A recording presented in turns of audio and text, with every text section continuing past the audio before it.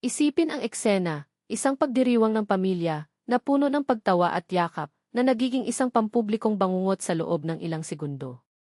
Iyon mismo ang nangyari sa ika-negatibo-6 na kaarawan ni Dara Nikolaevna, nang magpasya ang kanyang sariling anak na bigyan ang kanyang ina ng tikilos na walang makalimutan. Sa harap ng dosenang mga panauhin, hinawakan niya ang kanyang sariling asawa sa pamamagitan ng buhok, kinalagkad siya sa buong silid at itinapon siya sa apartment tulad ng basurahan, habang ang kanyang kapatid ay tumawa, nasiyahan. Ang isang kahihiyan na malupit na kahit na ang mapang, uyam sa mga naroroon ay paralisado. At iyon kung paano ko sisimulan ang totoong kwentong ito, na gagawing isipan mo kung ano ang pag-ibig, paggalang at, higit sa lahat, ang kahulugan ng dignidad. Hindi kailanman naisip ni Polina na ang kanyang kasal ay magiging isang psikolohikal na bitag na nakilala bilang isang pamilya. 3 taon pagkatapos ng pagsasabi ng kay Imsim, nabubuhay siya ng araw na impyerno, kung saan ang bawat pagkain, bawat salita, bawat hitsura ay isang tahimik na labanan. Ang biyenan na si Daria Nikolaevna Grichina, isang babae na may pino na hitsura, ngunit may isang puso ng yelo, ay hindi nagtago sa kanyang pag-aalipusta. Ang aking siminha ay nararapat sa isang karapat, dapat na asawa, hindi ito mahusay na lutuin, anya, kahit na alam niya na si Polina ay isang chef sa isa sa mga pinakamainit na restoran ng lungsod, na hinahangaan ng mga kritiko at kasamahan. Sa una, ipinagtanggol ni Emsim ang kanyang asawa, ngunit sa paglipas ng panahon, tulad ng isang sundalo na nag-iwan ng kanyang post, sumuko siya sa pagmamanipula sa ina. At pagkatapos ay mayroong niya, ang bunsong kapatid ni Emsim, isang 27 anyos na batang babae na hindi pa nagtrabaho sa isang araw sa kanyang buhay pagkatapos ng lahat, disenteng trabaho, ay isang bagay na, ayon sa kanya, ay hindi umiiral para sa isang tao sa kanya na iantas. Nabubuhay sa gastos ng kanyang mga magulang, nasisiyahan si Ksenia sa belitling Polina. Hindi ko maintindihan kung paano nahulog ang aking kapatid para dito, anya, na sinusuri ang kanyang mga kuko na may isang kahusayan. Ikaw ay ordinaryong. Ang pinakapangit. Si Polina ay nakakuha ng higit sa kanyang asawa, ngunit para sa pamilya, siya ay palaging magiging oportunista na ikinasal sa interes. Ang mga salita ay nasaktan, ngunit ang talagang nawasak sa kanya ay ang kawalang interes ni Emsim, na, habang ang alkohol ay pumalit sa kanya, inulit ang mga parirala ng kanyang ina tulad ng isang loro. Maaari kong makita ang isang tao na mas mahusay. Noong Sabado, ang kaarawan ni Daria Nikolaevna ay dapat na naiiba. Nagising si Polina bago mag-araw upang maghanda ng mga espesyal na pagkain, kahit na alam niya na ang kanyang biyenan ay nag-upa ng isang serbisyo sa pagtutustos dahil hindi ako nagtitiwala sa kanyang propesyonal na kusina. Hindi mahalaga. Nais niyang patunayan sa sandaling muli na siya ay karapat-dapat. Ginugol niya ang buong gabi na dekorasyon ng isang hindi magagawang cake, pagpili ng mga top-notch na sangkap, nangangarap ng isang ngiti, isang papuri, anumang tanda ng pagtanggap. Ang mga panauhin ay nagsimulang dumating, mga kaibigan ng biyenan, malalayong pinsan, mga kasamahan ni Emsim. Si Polina, na may isang ngiti na plaster sa kanyang mukha, binati ang lahat, habang si Dara Nikolaevna ay hindi pinansin na hindi siya pinansin, na parang siya ay isang hindi nakikita na katulong. Nang buong pagmamalaki na inihayag ni Emsim na ang cake ay gawa ni Polina, ang kanyang biyenan ay kumalas sa kanyang ilong.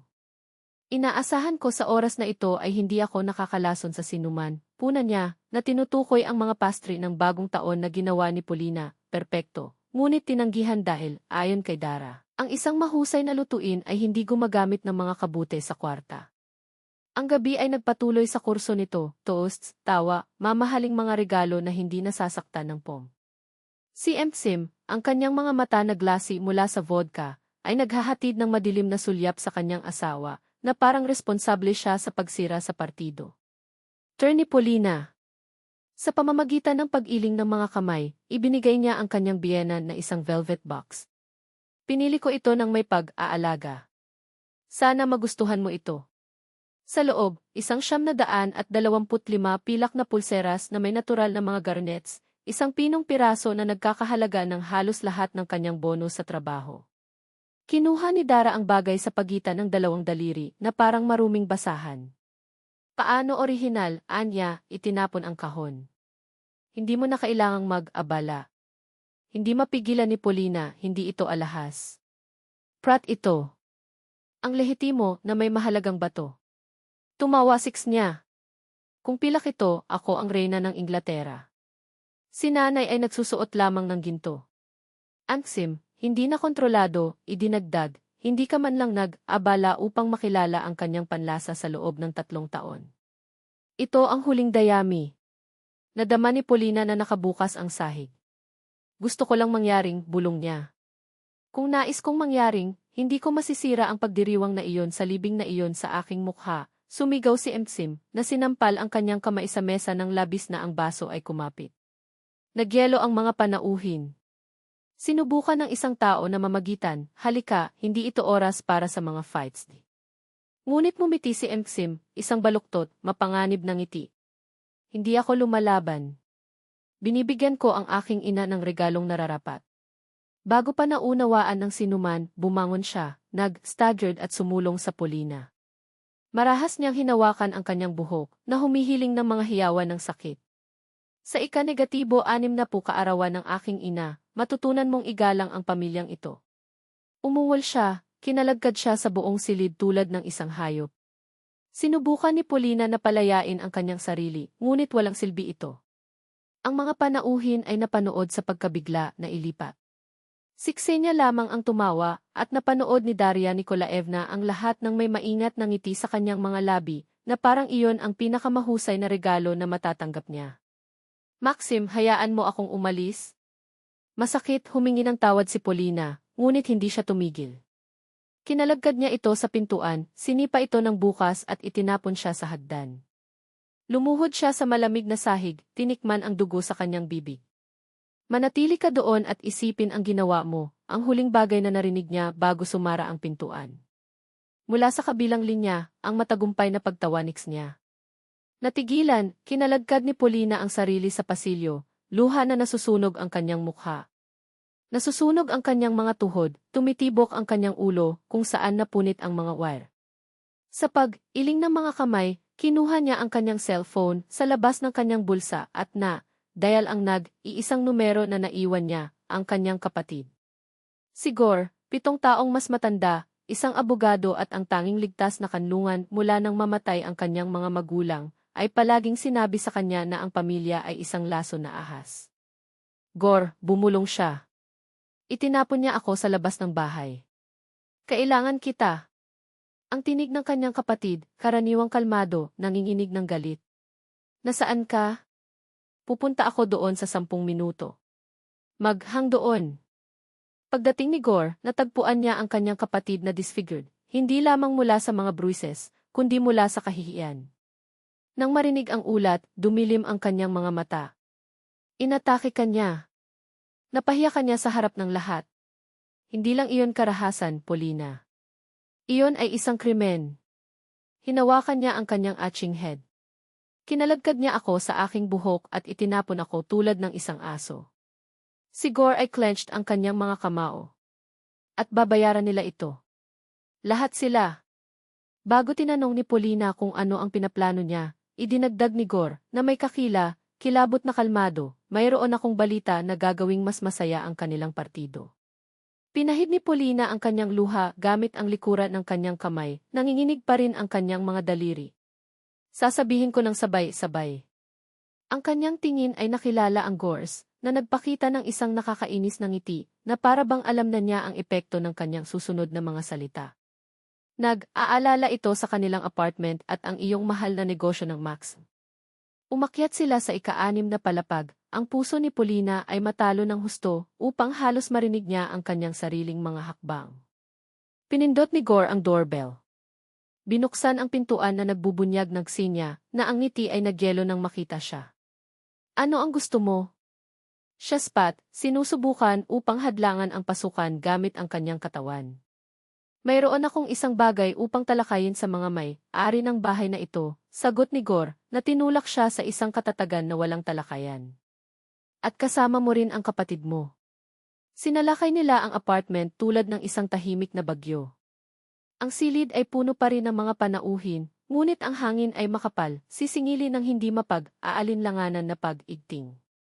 Si Maxim, ngayon ay matino at sa kanyang mga mata ng dugo na may gulat, tumayo nang makita niya sila. Magandang gabi, kilalang mga panauhin, inihayag Gor, ang kanyang tinig ay nag-echoing tulad ng isang hatol. Humihingi ako ng paumanhin para sa panghihimaso, ngunit nagdadala ako ng impormasyon na ang pamilyang Grushin. Tumahimik siya ng kinakalkula, tiyak na nais na marinig sa pagkakaroon ng mga saksi. Tumayo si Daria Nikolaevna, ang kanyang postura ay mahigpit bilang bakal. Jov. Ito ay pribadong pag-aari. Maaari kong tawagan ang pulisya. Tumawag sa kanila, sumang, ayon si Gor, na maihalos hindi mapag-aalinlanganan na alon. Gusto nilang malaman kung paano sinalakay ng iyong anak ang aking kapatid. Mayroon siyang mga bruises, saksi, at lahat na naitala sa video. Artikulo 116 ng Penal Code, Domestic Violence. Ang pangungusap ay hanggang sa 2 taon. Ang katahimikan na sumunod ay makapal na maaari mong i-cut ito gamit ang isang kutsilyo. Naging maputla si Maxim, nanginginig ang kanyang mga kamay.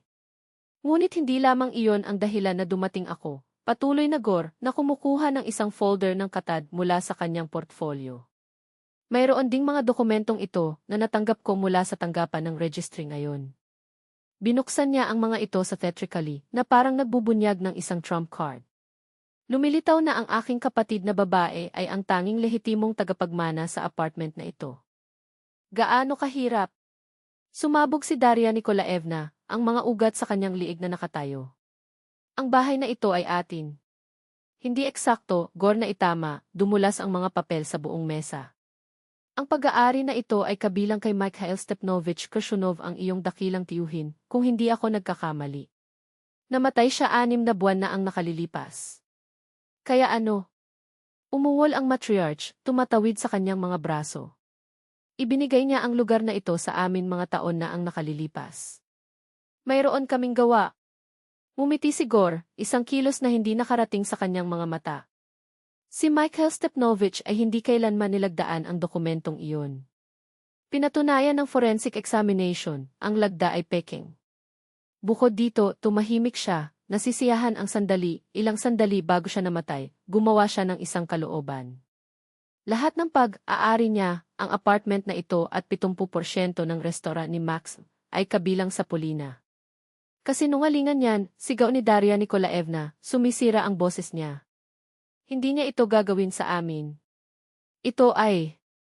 At ginawa ito, sumagot si Gor, na itinapon ang isa pang dokumento sa mesa. Sinamba ni Mikhail Stepnovich si Polina. Nagkita sila sa ospital, nang dumalaw siya sa kanyang mga magulang at dinala siya ng gawang bahay na pagkain. Ginagamot niya siya tulad ng apo na hindi niya kailanman nakuha. At siya ay nawasak upang matuklasan kung paano ginagamot siya ng pamilyang ito. Hinawakan ni Maxim ang mga papeles na dumaan sa kanila ng mga pawis na daliri. Sinasabi dito na ari lamang ako ng 30% ng restaurant, bulong niya, ang kanyang tinig ay isang thread. Ngunit ari ko ito. Hindi, sabi ni Gor. Si Mikhail ang iyong tahimik na mamumuhunan. Iniksyon niya ang 70% ng kapital at nakarehistro ang bahagi sa iyong pangalan. Alam mo iyon. Itinago mo ito mula sa Polina. Ngayon, ang hiwa na iyon ay kanya. 6 niya, na hanggang noon ay nanonood ng isang malupit na ngiti sa kanyang mga labi, pinakawalan ang isang nerbiyos na pagtawa, hanggang sa mabasa niya ang ekspresyon ng kanyang kapatid. Bumagsak ang mukha niya. Ang ilang pagkakamali, stammered Daria Nikolaevna, ang kanyang mga kamay na naghahanap ng suporta sa upuan. Hindi ipagkanulo kami ni Mikhail ng ganyan. Nag-iwan siya ng isang mensahe para sa iyo, sabi ni Gor, hinila ang isang dilaw na sheet. Iniwan ko ang aking ariyan sa Polina Vtorovna Grushina, ang nag-iisa sa pamilyang ito na gumagamot sa akin ng tunay na pagmamahal. Ang natitira ay naghihintay lamang sa aking kamatayan, lalo na ang aking pamangkin na si Dria, na hindi pa bumisita sa akin sa mga nakaraang taon. Susu, sigaw ni Daria Nikolaevna, ang kanyang mga mata ng dugo na may puot. Ito ay pandaraya. Proseso, hinikayat ang Gor, mahinahon. Lahat ng mga dokumento ay hindi nagkakamali. At mayroon kang 2 linggo upang ma-vacate ang apartment. Maaari mong simulan ang pag-iimpake ng iyong mga bagdi. Ito ay pagkatapos na si Maxim ay lumuhod sa harap ng Polina, ang kanyang mga kamay ay outstretched sa pagsusumamo. Pulinok ka, mangyaring huwag mo kaming sipain. Lasing ako, hindi ko alam kung ano ang ginagawa ko. Patawarin mo ako. Tumingin siya sa kanya, sa taong nag-drag sa kanya ng kanyang buhok, na napahiya siya sa harap ng lahat, at walang naramdaman kundi kasuklam. 3 taong pag-aasawa, at hindi minsan ay ipinagtanggol niya ito sa kanyang sariling ina. Ngayon, siya ay ninakawan ng kanyang dignidad. Bumangon ka, Maxim, anya, ang kanyang tinig ay nagielo. Sinira mo ang lahat. Mag-file ako para sa diborsyo.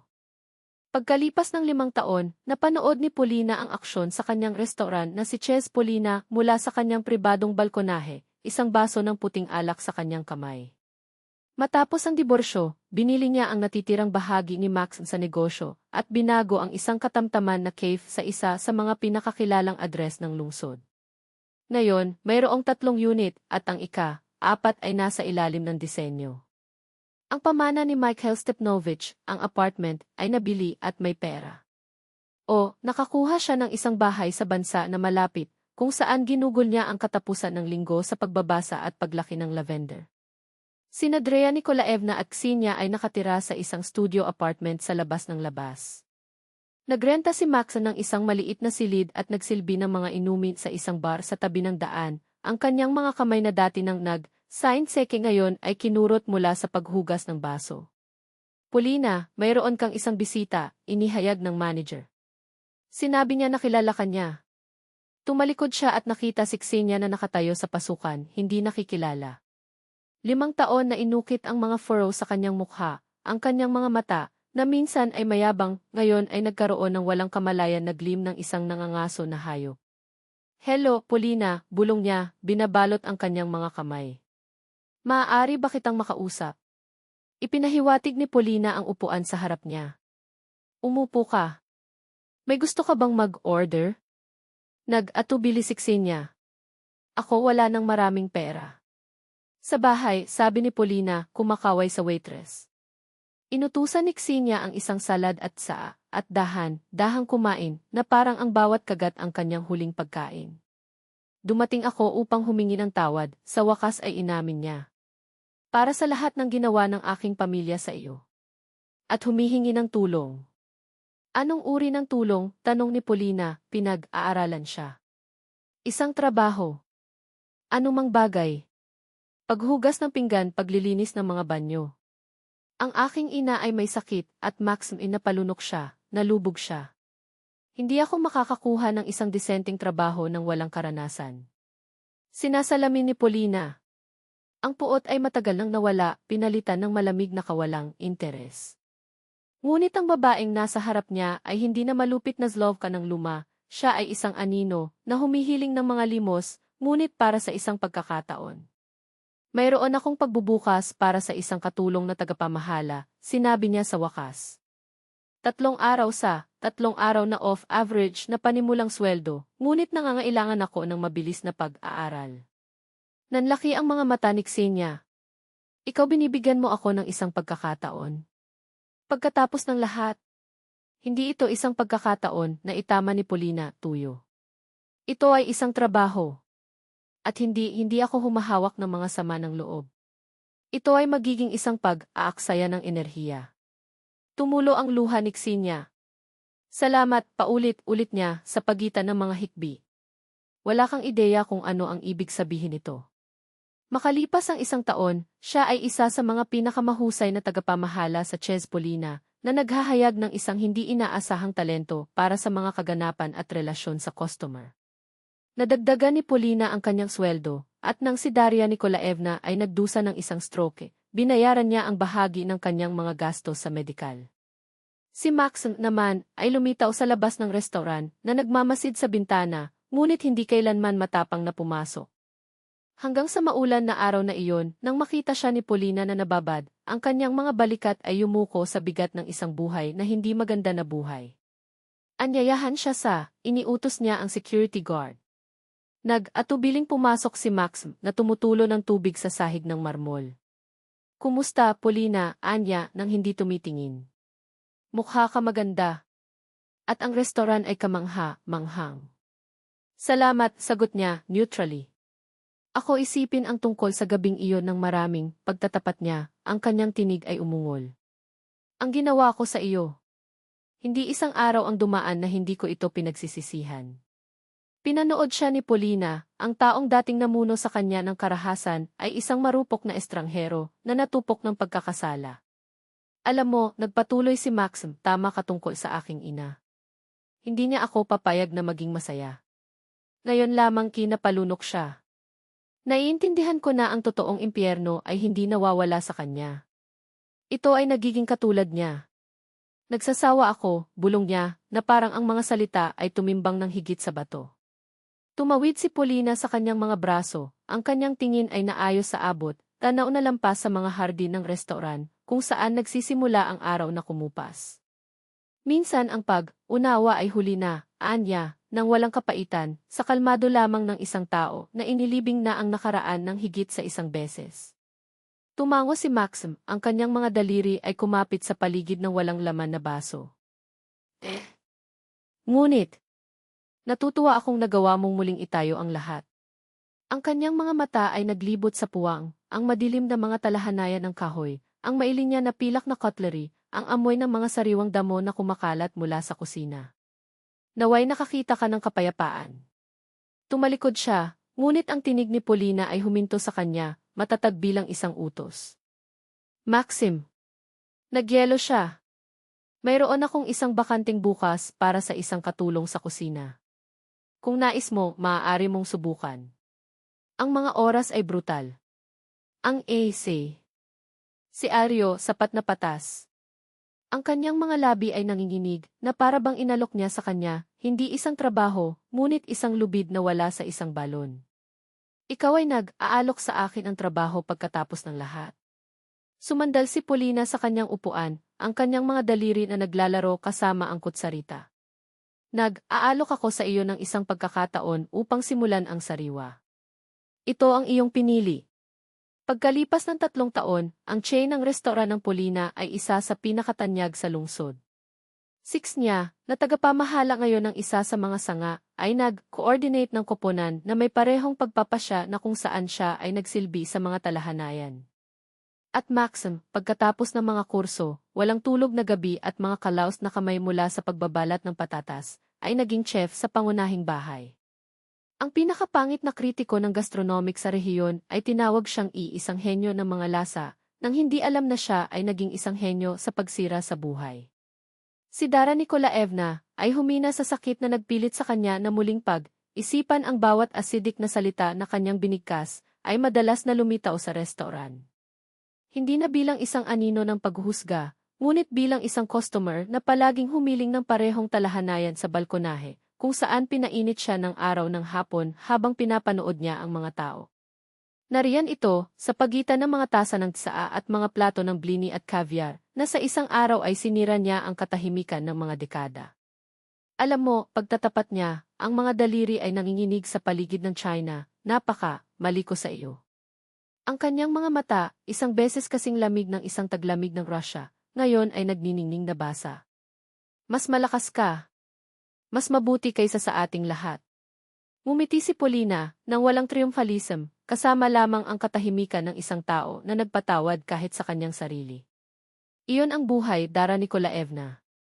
May paraan siya sa paglalagay ng lahat sa lugar nito. Iyon ay nang lumapit ang isang matangkad na figura, na may hawak na palumpon ng mga puting rosas, mga daloy na minamahal ni Paulina, ngunit hindi niya pinayagan si Max na ibigay sa kanya. Handa na, tanong ng lalaki, ang kanyang tinig ay malalim at kalmado, tulad ng isang ilog sa isang mahinahon na araw. Artem, sagot niya, bumangon. Pinanood ni Daria Nikolaevna ang kanyang manugang na maihalo ng pag-usisa at kaluwagan. Ipinakilala sa kanya ni Paulina 2 taon na ang nakaraan, sa araw na nilagdaan nila ang pagpapatala ng kasal. Si Artem, ang arkitekto na may matatag na mga kamay at malinaw na mga mata, ay kabaligtaran ng lahat ng kinatawan ni Max, tiwala ng hindi mapagmataas, malambot ng hindi mahina, isang tao na nagtayo sa halip ng mga demolish. Naaalala mo ba ang asawa ko, si Daria Nikolaevna? Tumango ang matandang ginang, isang mahiyain na ngiti sa labi. At kumusta ang aking apo? Tanong niya, ang kanyang mga mata ay nag-ilaw. Ipinasa ni Paulina ang kanyang kamay sa kanyang bilugan na tiyan, kung saan ang bagong buhay ay tumusok. Lumaki, anya, lumawak ang kanyang ngiti. Sinabi ng doktor na ang lahat ay perpekto. Nagpaalam sila at si Artyom ay nakabalot ng isang posibilidad, ngunit magalang na braso sa balikat ni Paulina. Hindi ako titigil na magtaka sa iyong kakayahang magpatawad, bulong niya, habang naglalakad sila sa kotse. Tumingin siya sa likuran niya, kung saan, sa pamamagitan ng bintana, makikita niya ang niya sa likod ng desk ng pagtanggap at Max, sa isang puting takip, na nag-uutos sa brigada na may isang otoridad na hindi na kailangang sumigaw. Minsan, sagot ni Paulina, ang pinakamahusay na paghihiganti ay hindi nanonood ng ibang tao. Ang engine ay nalinis habang sinimulan ni Artyom ang kotse. Sa itaas ng pintuan ng restaurant, ang pag-sign glow, paanyaya at pangako, sa Casa de Paulina, lagi kang malugod.